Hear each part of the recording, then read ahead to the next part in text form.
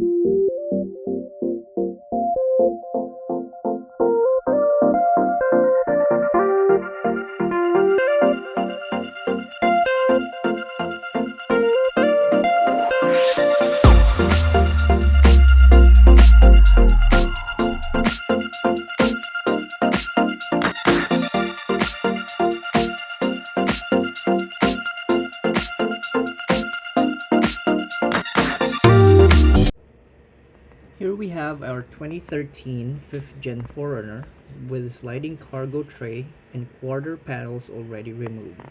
As you can see, the third row seatbelts are already installed, but I will show you some guides on how you can install them.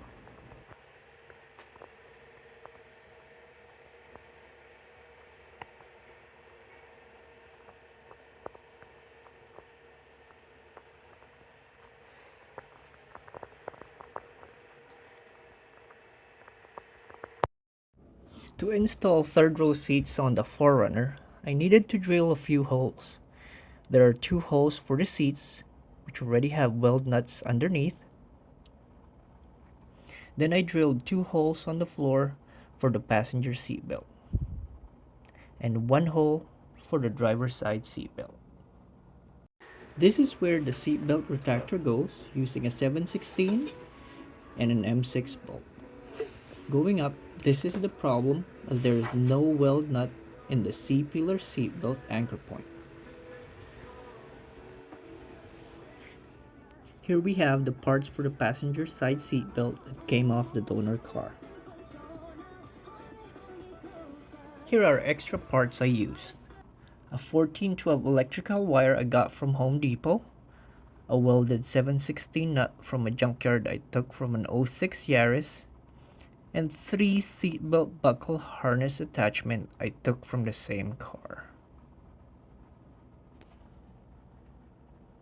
I used these as they were easily accessible when I was at the junkyard. You can use a 7/16 nut and a perforated flat bar and washers as replacement for these.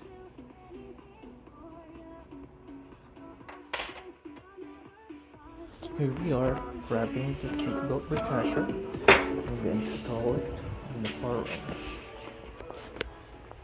As you can see, I'm going to put it on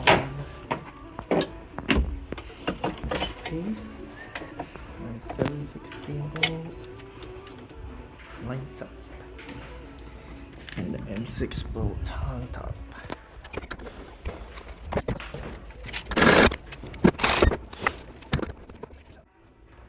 Here I will be showing you the problem I encountered. There's no weld nut and the C-pillar anchor point bracket. Now, in order for us to fish the nut on the pillar, we have to take off these clips and a hook, and 2 more clips in the middle of the headliner.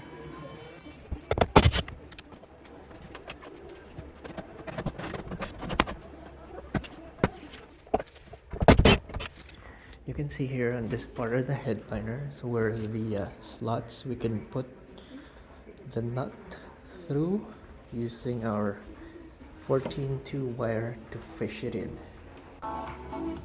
Here we have 14 2-wire, which I stripped. We'll be using this to fish this nut, weld nut, and flat bar into the C pillar. Full of choices, and all our little choices add up. Like feel to burn choices, not too late to learn choices, best friend choices, zen choices, thrilling choices, game night choices. Now we're ready to fish it in. So go through the headliner here, push it up a little bit and get into that second hole, and just try to slowly bring it down. You can see it's fairly easy to fish. I'm just gonna wait for it to come down the anchor hole here in a bit. And there we go. Woohoo. Just bring it up a bit and we're good. All we need is to screw in the... Here we have another view, a different view on how I fished that in through the C pillar bar, through the C pillar of our 4runner. It's a bit of work, but fairly easy. Now is the most tricky part of the install, is having the nut situated where we could reach it with our bolt attaching there.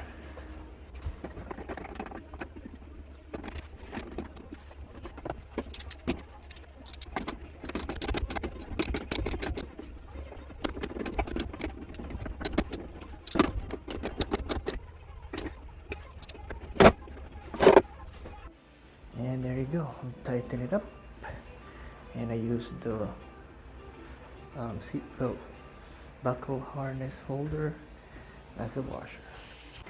Here we have down on the floor is where I drilled the seatbelt bracket, and you can see I just guesstimated. A little spray of paint, make sure it doesn't rust. And after it dried, I went ahead and installed it.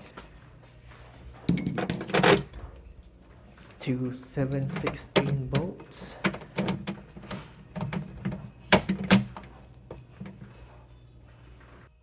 Here I used the 2 brackets as washers and 2 7/16 nuts.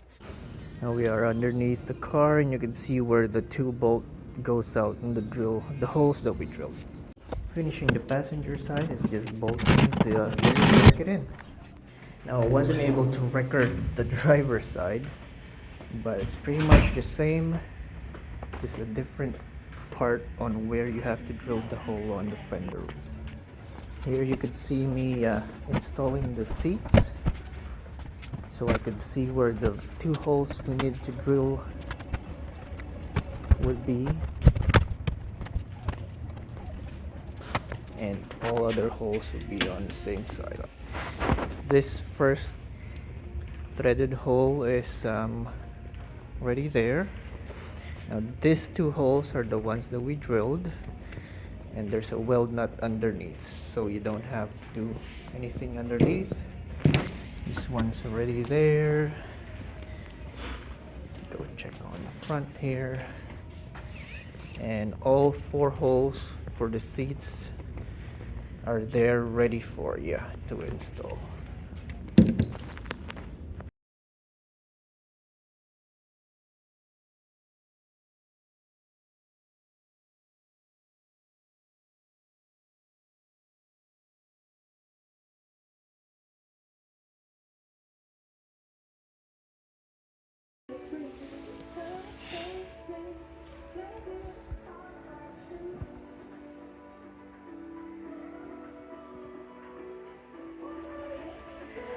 As you can see here, I needed to cut the quarter panels a little bit with the Dremel so we could put the seats in. This is on the driver's side. Be a little too tight if you did not cut the quarter panels.